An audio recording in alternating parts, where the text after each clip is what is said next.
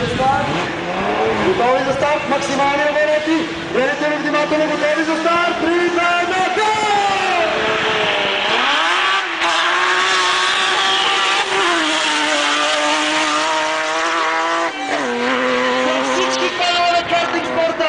Видяхте, че картинга има по-добро първоначално ускорение. Естествено това е нормално. Много ниският център на тежестта, широката база, доброто съотношение маса спрямо мощност. Симеон Иванов, българинът, който най-вероятно ще участва през следващите няколко месеци, не само в тестове, но и в състезания с Формула Рено, се ускори много ефективно, без излишно претоварване. И отново двамата, един до друг.